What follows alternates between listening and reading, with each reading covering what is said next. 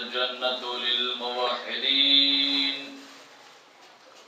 والنار للمشركين والكافرين. الصلاة والسلام على المصطفى الأمجد المحمود الأحمد أبي القاسم محمد اللهم صل على محمد وآل محمد وعلى أهل بيته الطيبين الطاهرين المعصومين المظلومين ولعنة الدائمة على أعدائهم ومنكري فضائلهم وغاصبي حقوقهم أجمعين من يومنا هذا إلى قيام يوم الدين. أما بعد فقد قال الله تبارك وتعالى في كتابه المبين وهو أصدق الصادقين وقوله الحق. بسم الله الرحمن الرحيم. هو الذي بعث في الأميين رسولا منهم يتلو عليهم آياته ويزكيهم ويعلمهم الكتاب والحكمة وإن كانوا من قبل لفي ضلال مبين. صلوات اللهم صل على محمد وآل محمد. انتہائی محترم اور معزز سامعین کرام، سلسلہ گفتگو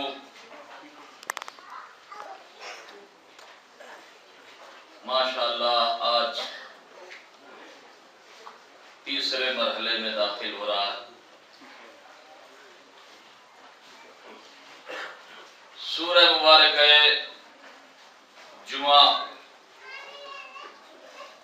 اور اس کی یہ آیہ کریمہ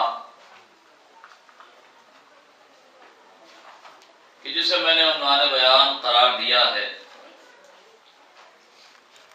اور اس کے ذیل میں حقیقت دین کے تحت آپ سے گفتگو ہونا ہے، گفتگو جاری اور ساری ہے. وہ خدا وہی ہے کہ جس نے امیین میں رسول بھیجا. کیوں بھیجا؟ مقصد کیا ہے؟ کیوں مبعوث کیا؟ مقصد بعثت نبی کیا ہے؟ تو اس نے وضاحت کی. یتلو علیہم آیاتہ، یہ نبی کے ذمہ تین ذمہ داریاں ہیں جو اللہ کی طرف سے رکھی گئی ہیں. یتلو علیہم آیاتہ، آیتوں کی تلاوت کرنا. وَيُزَكِّيهِمْ، نفسوں کو پاک کرنا.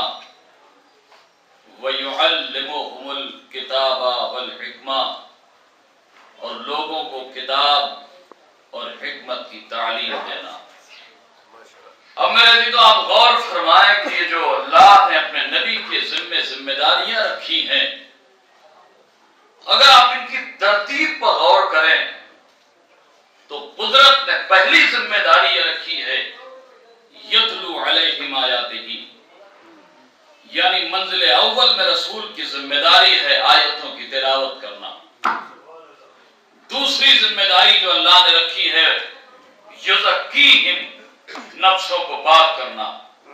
اور آخری ذمہ داری ہے وَيُعَلِّمُهُمُ الْكِتَابَ وَالْحِكْمَةَ، لوگوں کو کتاب اور حکمت کی تعلیم دینا. اب اگر ان ذمہ داریوں کی ترتیب دیکھیں آپ تو پہلی ذمہ داری ہے آیتوں کی تلاوت. دوسری ذمہ داری ہے نفسوں کی پاکیزگی، یعنی یہ قرآن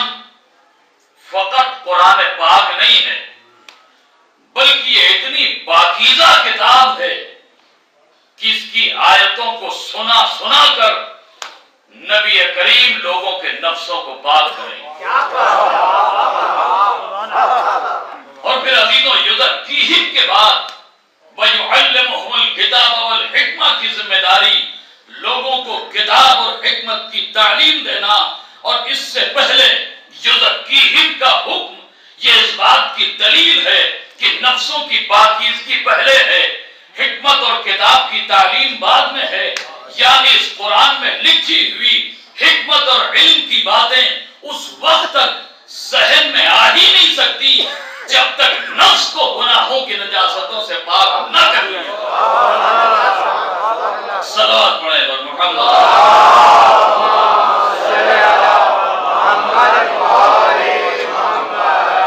تو یہ تین ذمہ داریاں ہیں، اور اب اگر ان تین ذمہ داریوں پر آپ نگاہ ڈالیں تو میرے عزیزوں ان تین ذمہ داریوں میں کم از کم دو ذمہ داریاں ایسی ضرور ہیں کہ جن کا تعلق فقط پڑھنے اور پڑھانے سے ہے۔ یتلو علیہم آیاتہ، آیتوں کی تلاوت کرنا۔ وہ آیتوں کی تلاوت کیا کرے گا جسے خود ہی پڑھنا نہ معلوم ہو؟ اور وَيُعَلِّمُهُمُ الْكِتَابَ وَالْحِکْمَہ، وہ کتاب اور حکمت کی تعلیم کیا دے گا جو خود دولت علم سے بے بہرا ہو۔ یعنی یہ دونوں ذمہ داریاں جو اللہ نے اپنے نبی کے ذمہ رکھی ہیں، آیتوں کی تلاوت کرنا، کتاب اور حکمت کی تعلیم دینا، یہ اس بات کی دلیل ہے کہ آنے والا نبی معاذ اللہ جاہل بن کے نہیں آیا ہے، عالم بن کے آیا ہے۔ صلوات پڑھیں بر محمد۔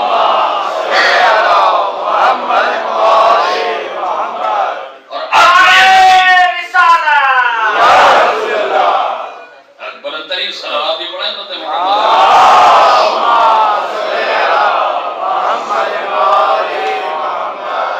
اور اب جو نبی کریم دنیا میں تشریف لائے مقصد بعثت کے تحت، میں نے پچھلی کسی گفتگو میں عرض کیا تھا کہ 40 سال تک نبی خاموش رہے، 40 سال تک فقط اپنی صداقت اور امانت داری کا کلمہ پڑھوایا، اور جب مکے کی تبتی ہوئی سرزمین اس لائق ہو گئی تو اس میں اسلام کا بیج ڈالا گیا، تبلیغ شروع ہوئی۔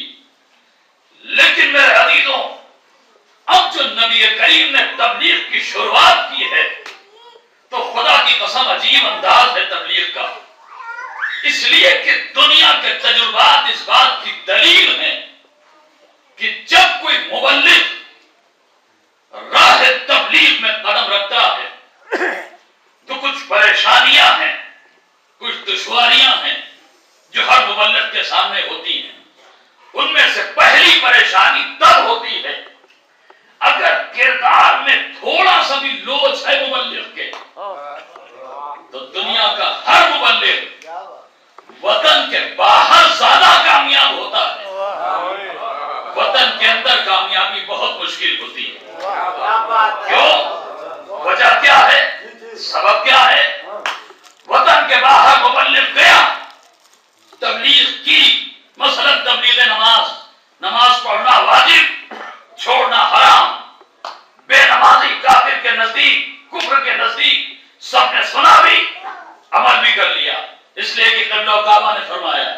لیکن اگر کردار میں ذرا بھی لوچ ہے اور یہی بات وطن کے اندر کہی گئی تو لوگ منہ پھیر پھیر کے مسکرائیں گے۔ خود صبح کئے بجے اٹھتے ہیں یہ سبھی کو معلوم ہے، لہذا دوسروں کو بتانے سے پہلے خود عمل کر لیں کہ نماز کی اہمیت کیا ہے۔ یعنی اگر ذرا بھی لوچ ہے تو پھر وطن میں کامیابی مشکل ہو جاتی۔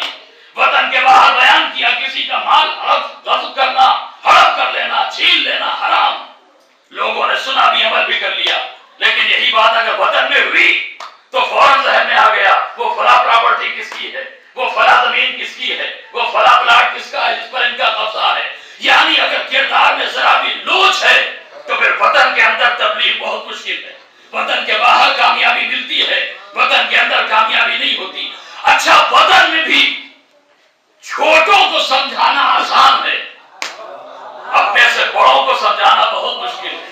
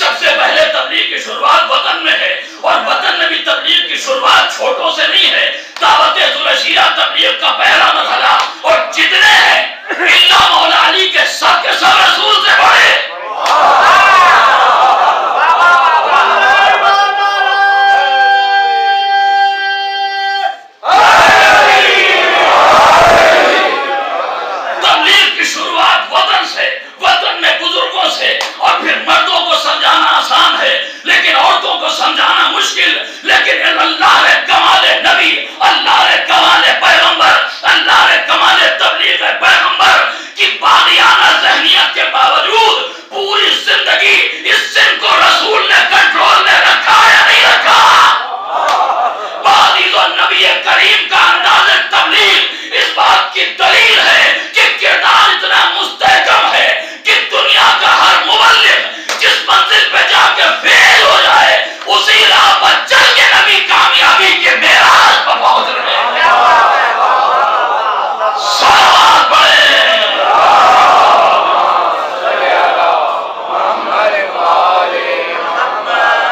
ایک اس سے بہتر صلوات پڑھیں امت محمد.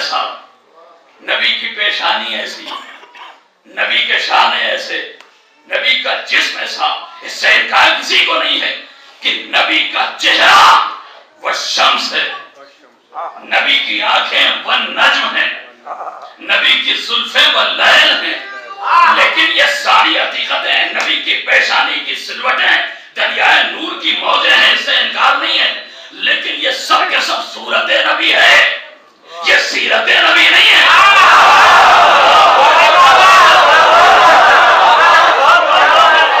نبی کا چہرہ وہ شمس، نبی کی آنکھیں وہ نجم، نبی کی زلفیں وہ لیل، نبی کی پیشانی کی سلوٹیں دریائے نور کی موجیں، لیکن یہ سب کے سب صورت نبی ہے، یہ سیرت نبی نہیں ہے۔ اب میرے عزیزوں پھر سیرت نبی بیان کیسے ہو اگر اس ذکر صورت کو ذکر سیرت میں بدلنا ہے کہ نبی کا چہرہ ایسا، نبی کی آنکھیں ایسی، نبی کی زلفیں ایسی، نبی کی زلفیں ایسی، اگر اس ذکر صورت کو ذکر سیرت میں بدلنا ہے تو جہاں یہ بیان ہو کہ نبی کی زلفیں ایسی، وہیں یہ بھی تو بیان ہو کہ روز عید یہ زلفیں کس کے ہاتھوں میں تھی۔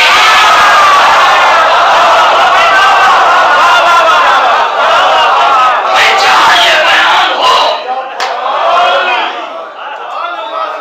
یہ بیان ہو کہ نبی کی زلفیں ایسی، یہ بھی تو دنیا بتائے کہ زلفیں روز عید کس کے ہاتھوں میں تھی۔ جہاں یہ بیان ہو کہ نبی کے شانے ایسے، تو یہ بھی تو دنیا بتائے کہ ان شانوں پر سوار کون ہوا تھا، ان ہاتھوں پر نبی نے اٹھایا کس کو تھا، یہ ہاتھ کس کے لیے سلام کے لیے اٹھا کرتے تھے۔ میرے عزیزوں، جب تک اس انداز سے سیرت نہ بیان بھی حق سیرت ادا نہیں ہوگی۔ سلام پڑھیں۔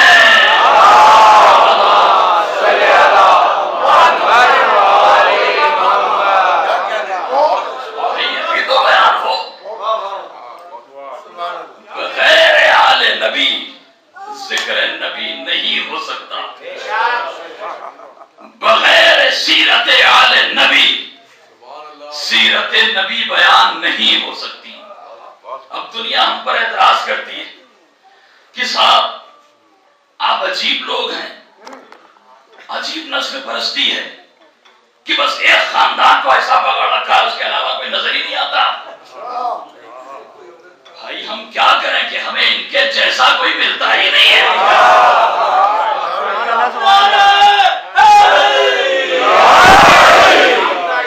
یہ ہماری مجبوری ہے، کوئی ہو تو لاؤ، کوئی ہو تو ان کے مقابلے پر لاؤ۔ اور پھر یہ جو ہم پر الزام ہوتا ہے کہ صاحب نسل پرستی ہے، آپ کے یہاں خاندان پرستی ہے، بچوں کچھ ہے اسے ایک ہی خاندان میں، ارے کچھ تو جانے دیجئے کہیں اور۔ تو عزیزوں، یہ الزام ہم سے پہلے دنیا کو اللہ پر لگانا چاہیے۔ ایک دلیل سنیں گے، یہ قرآن، اللہ نے جناب ابراہیم کو نبی بنایا، رسول بنایا، اولو العزم بنایا، سب کچھ بنایا، لیکن اس کے بعد پھر کیا آواز آ رہی ہے؟ انی جاعلک للناس اماما۔ اے ابراہیم میں تمہیں انسانوں کا امام بنا رہا ہوں۔ یا اللہ، انہیں نبی بنا چکا، انہیں رسول بنا چکا، الرسول بنا چکا، امام کسی اور کو بنا دے، وہ بھی ابراہیم کو۔ اچھا ابراہیم کا انداز بھی عجیب و غریب، ادھر اللہ نے کہا انی جاعلک للناس اماما، فوراً پلٹ کے کہتے ہیں قال ومن ذریتی۔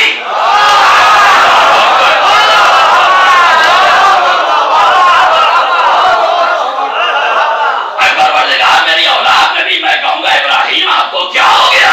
ارے نبوت آپ کو ملی، رسالت آپ کو ملی، علماء آپ بن چکے، اللہ نے امام بھی آپ کو بنا دیا، اب یہ کیا کہ آپ کے اولاد میں بھی امامت باقی رہے؟ ارے رسالت تو آپ کے اولاد میں پہلے ہی ہے، نبوت تو آپ کے اولاد میں پہلے ہی ہے، اتنا عظیم منصب آپ کی اولاد میں ہے، امامت کسی اور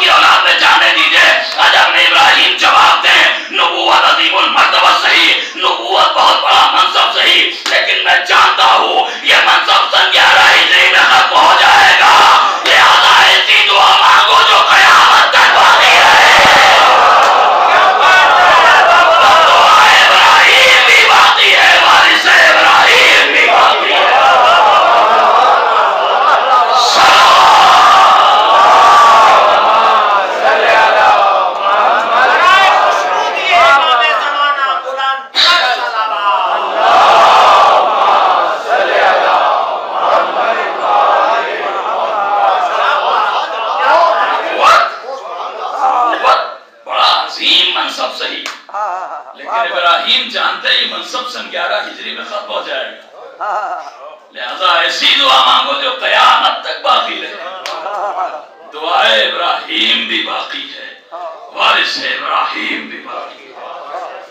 خلا من ذریتی، پروردگار میرے اولاد میں بھی دعا سنی۔ دعا ابراہیم باب اجابت سے ٹکرائی، آواز قدرت آئی، قالا لا جنال عہد الظالمین۔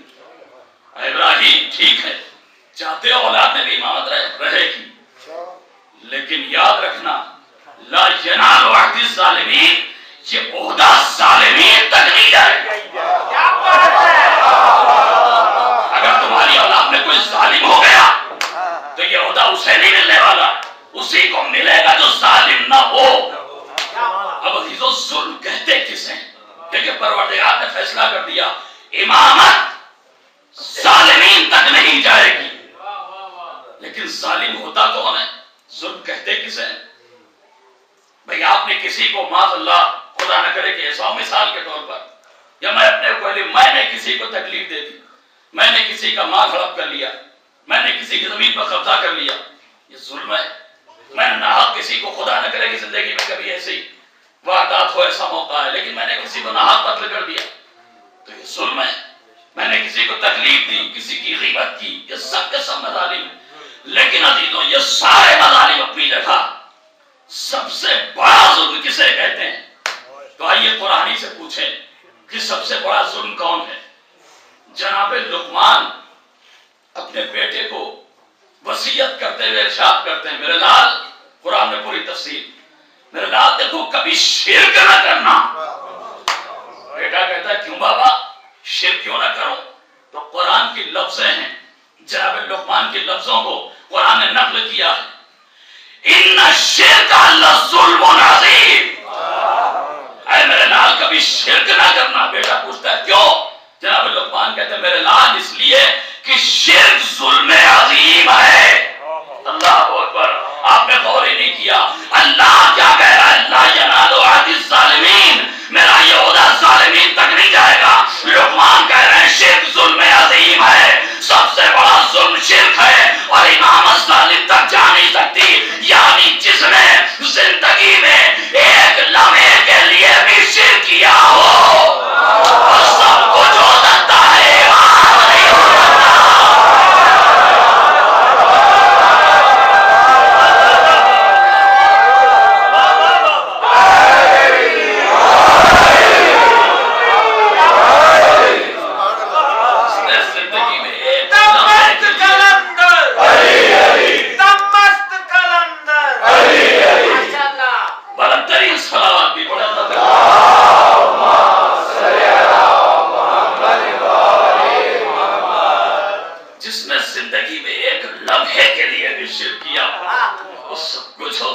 امام نہیں ہو سکتا۔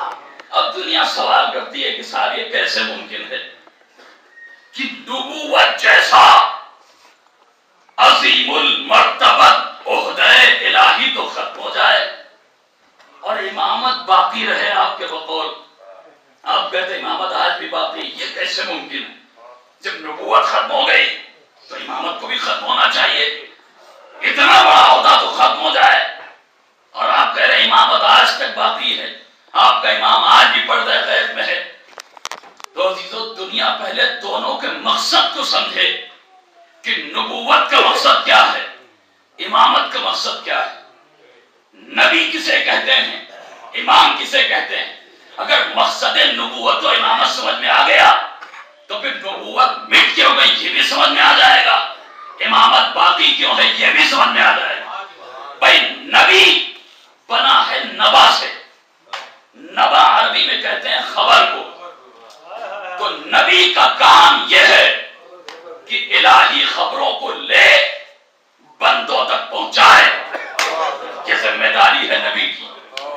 نبوت کی ذمہ داری طے ہو گئی، اللہ سے خبروں کو لے بندوں تک پہنچا دے، الہی پیغام کو بندوں تک پہنچا دے۔ یہ آیتوں کی تلاوت کچھ اور نہیں ہے، یہ جو نبی کی ذمہ داری رکھی وہی تو ہے، الہی خبریں ہی تو ہیں آیتیں جنہیں پہنچانا ہے بندوں تک۔ یہ کتاب اور حکمت کی تعلیم جو دینا ہے یہ وہی قرآنی تو ہے، یہ وہی الہی خبریں ہی تو ہیں انہی کا خلاصہ یہ ہے کہ اللہ سے خبروں کو لے بندوں تک پہنچائے، یہ ہے ذمہ داری نبی کی۔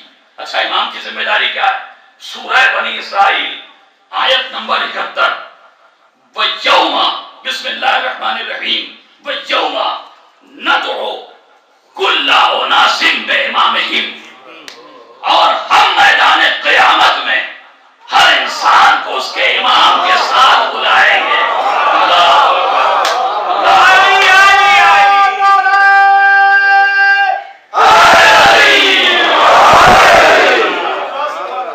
نبوت کی ذمہ داری الہی خبروں کو لے بندوں تک پہنچائے۔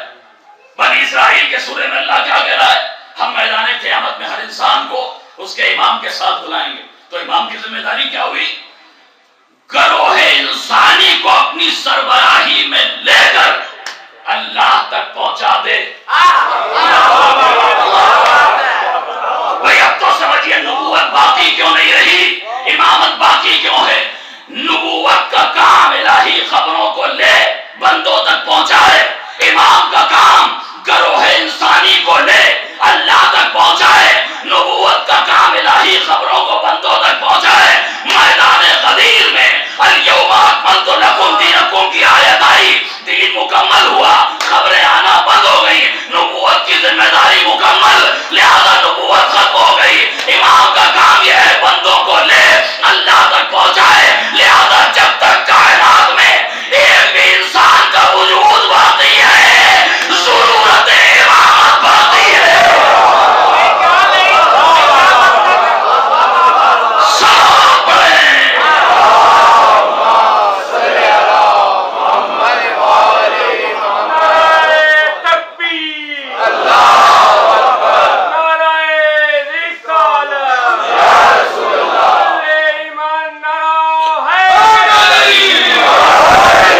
بلندترین صلوات پڑھیں۔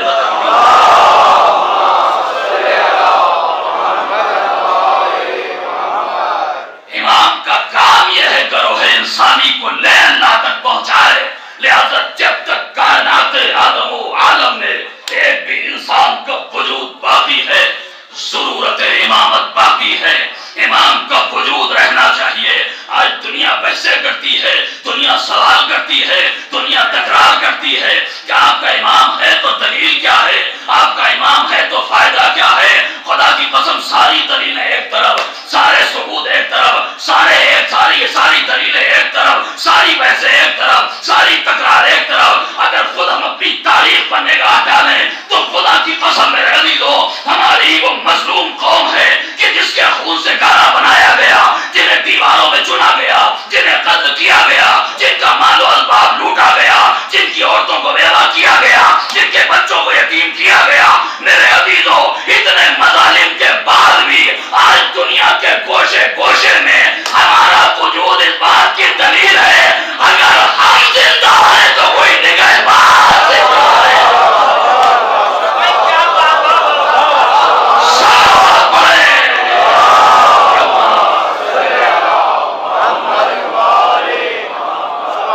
خود ہمارا وجود دلیل ہے، اگر ہم باقی ہیں تو کوئی ہے جو پردہ غیب میں نگہبانی کر رہا ہے۔ یا کہتی دلیل کیا ہے؟ اللہ کے جتنے نبی دنیا میں آئے، انبیاء آئے، ان سب کو اللہ نے قوت معجزہ عطا کی۔ جس دور میں جیسی ضرورت تھی ویسا معجزہ دیا گیا۔ جناب سلیمان کو اللہ نے ایک ایسا قالین دیا تھا کہ جس پر بیٹھ کر مہینوں کا راستہ منٹوں میں طے ہو جاتا تھا۔ بساط سلیمانی، جناب سلیمان کا معجزہ۔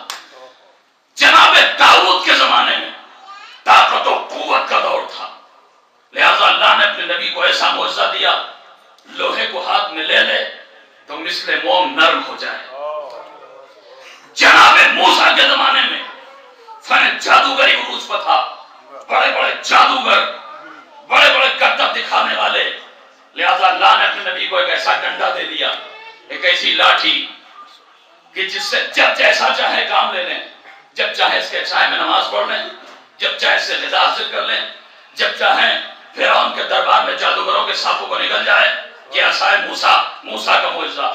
جناب عیسیٰ کے زمانے میں فن طبابت عروج پر تھا، بڑے بڑے اطباء، بڑے بڑے معالج، بڑے بڑے علاج کرنے والے، لہذا اللہ نے اپنے نبی کو ایسا معجزہ دیا، بیمار کی کلائی پکڑ لے تو بیمار شفایاب ہو جائے، اور فقط شفایاب نہ ہو، مردے کو قم باذن اللہ کہہ کے ٹھوکر مار دے تو مردہ زندہ ہو جائے۔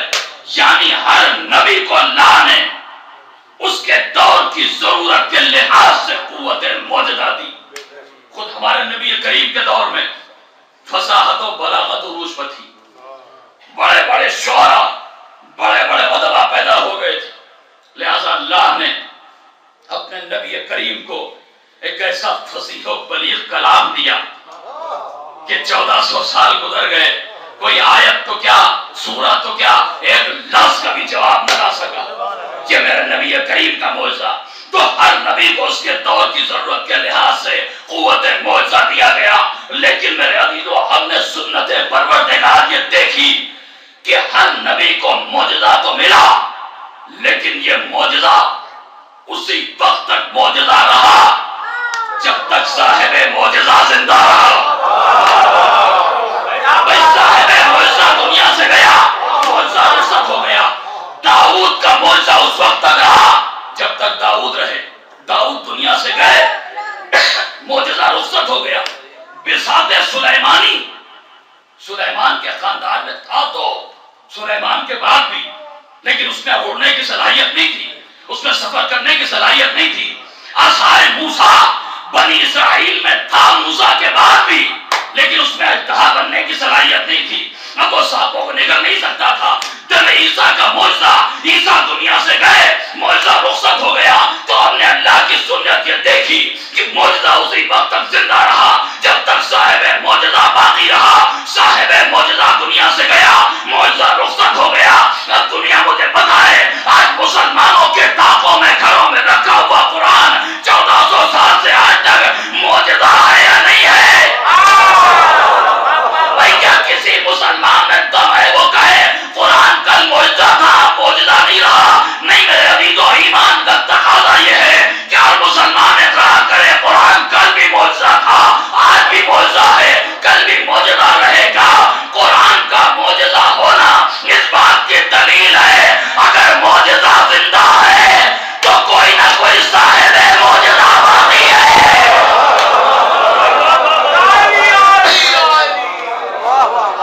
شاید اسی لیے نبی کریم نے فرمایا تھا اولنا محمد اوسطنا محمد وکلنا محمد، پہلا محمد 11 ہجری میں چلا گیا، آخری محمد زندہ۔ صلوات پڑھیں۔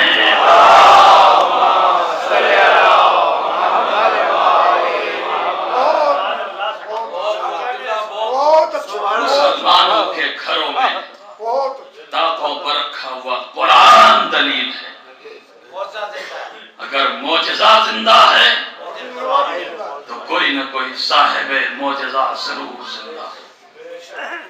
بس عزیزوں، گفتگو آخری منزلوں میں داخل ہو رہی ہے، مصائب بھی پڑھنا ہے۔ کل شاید مصائب میں وقت کی کمی کی وجہ سے کچھ کمی ہو گئی تھی، میرے عزیزوں آج میں مصائب میں انشاءاللہ وہ کمی ضرور پوری کروں گا، اور میرا دستور ہے عرصہ دراز سے کہ جہاں بھی اشرا پڑھنے جاتا ہوں ایک دن اس شہید کے مصائب ضرور پڑھتا ہوں کہ جس کا شمار کربلا کے 72 شہداء میں تو نہیں ہے، لیکن اس کی شہادت کتاب کربلا کا دیباچہ ہے۔ اللہ اللہ عزیزوں سنیں، ابھی میں مسائل شروع کروں گا، لیکن تاریخ جناب عباس کے حوالے سے ہمیں یہ ملتا ہے تاریخوں میں کہ جب مولا علی کو لوگوں نے مشورہ دینا شروع کیا کہ یا علی آپ بھی عقد کر لیجئے جناب فاطمہ کے دنیا سے جانے کے بعد، اور مشورہ زیادہ بڑھا، تو ایک مرتبہ میرے مولا نے اپنے بھائی عقیل کو بلایا، بھائی عقیل کسی بہادر خاندان کی کوئی عورت تلاش کرو تاکہ اس کے بدن سے ایک ایسا بچہ پیدا کہ جو کربلا میں میرے لال حسین کا ناصر بن سکے۔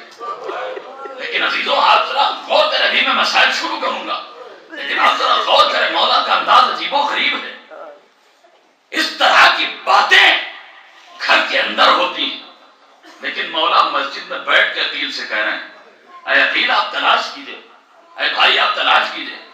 اور پھر باب مدینۃ العلم ہے میرا مولا. یقیناً عقیل بڑے بھائی ہیں، یقیناً عقیل ماہر نصاب ہیں، لیکن میرے عزیزوں میں یہ کبھی نہیں مان سکتا کہ جو علم میرے مولا علی کا ہے وہی علم عقیل کا ہے.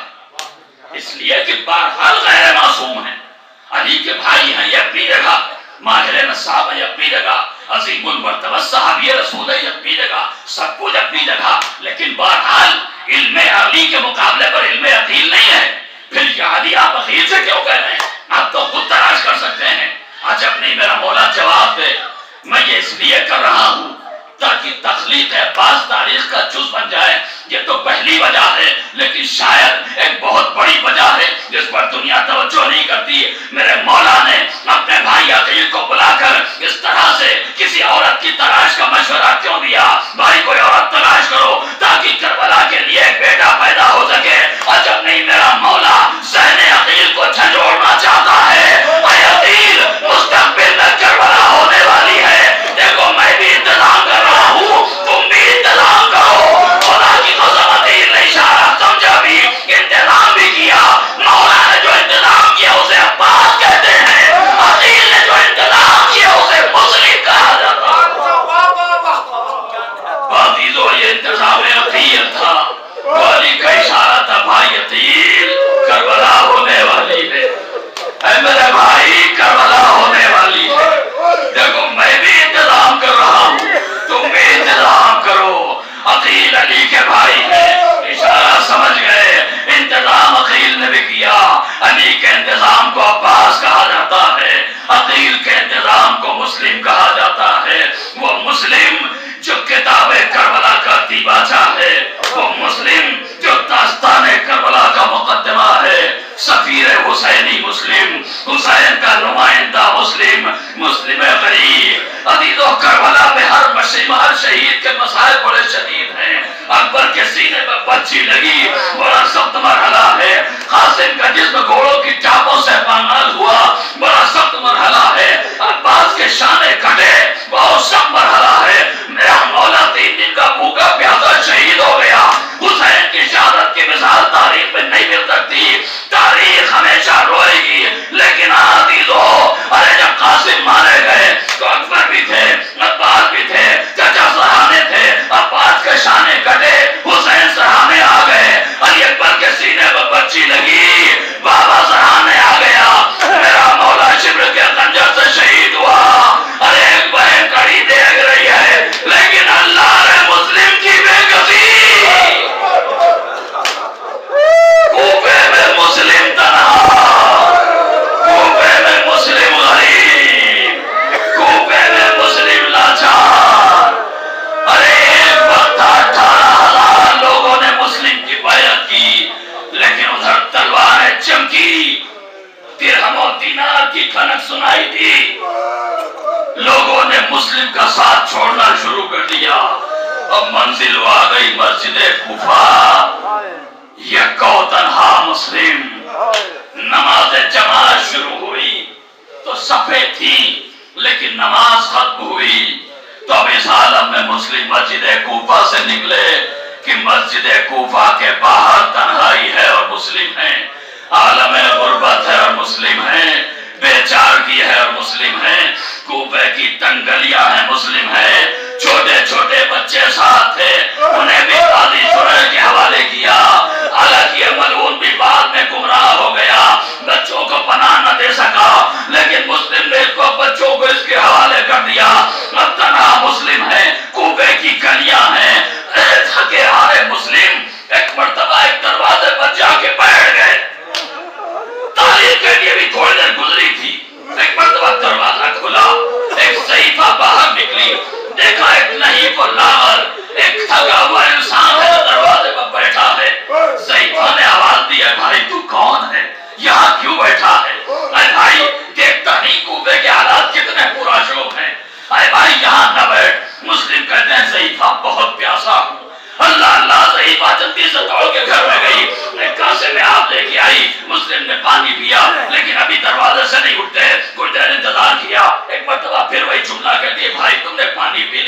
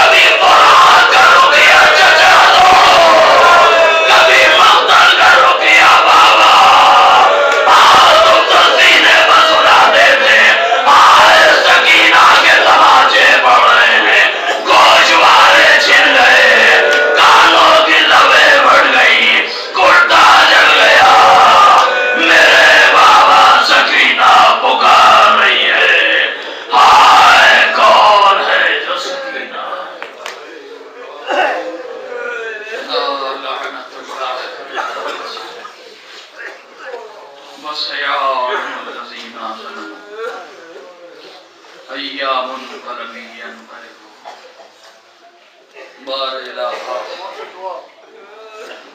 واسطہ محمد والے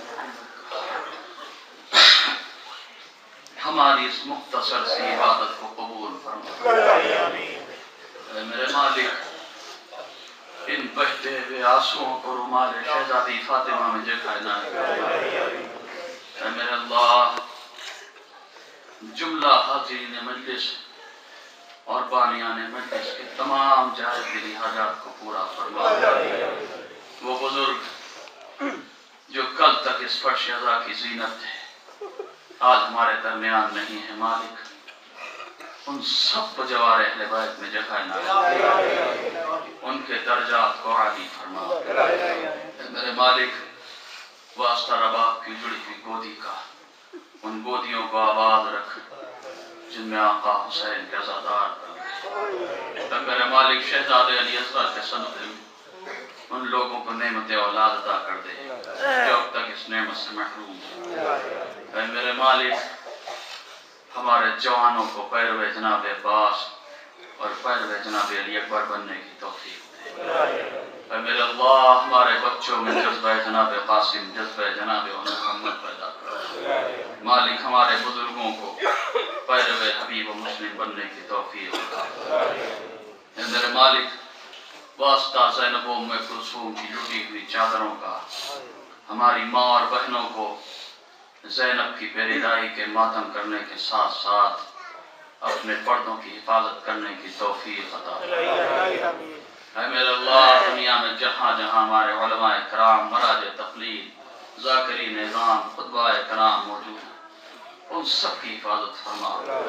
جہاں جہاں عزادار مصروف اذاں ہیں، مصروف انتظام اذاں ہیں اور ظالم عزاداروں کے خلاف سازشوں میں مصروف ہیں، میرے مالک، ان تمام محبان اہل بیت کی حفاظت فرما، عزاداروں کی حفاظت فرما اور ان ظالموں کو سفید ہستی سے مٹا دے، انہیں نیست و نابود کر دے جو عزائے حسین اور عزاداران حسین کے خلاف سازشیں کر رہے ہیں۔ اے میرے اللہ، دنیا میں ہر طرف بے دینی بڑھ رہی ہے، ظلم بڑھ رہا ہے، الہاد ہے۔ اے میرے اللہ، بس اب ان علماء کی مرجعیت کو آقا امام وقت کے ظہور سے ملا ہے، منتقم خون حسینی، وارث کربلا، وارث ذوالفقار، امام وقت کے ظہور میں تعجیل فرما اور اب سب کو اتنا با کردار، با عمل، سچا شیعہ، سچا محب اہل بیت بنا دے کہ جب ہمارا آقا ظہور فرمائے تو ہم سب کے سب اپنے آقا کے اعوان و انصار میں شمار ہو کر ان ظالموں اور ملعونوں سے اپنے مولا حسین کے خون کا بدلہ دل بھر کے لے سکیں، جن ظالموں نے فرزند زہرا کو کربلا کے تپتے ہوئے صحرا میں 3 دن کا بھوکا پیاسا رلا رلا کر اور تڑپا تڑپا کر ذبح کر ڈالا۔ اللہم تقبل منا انکا انت السمیع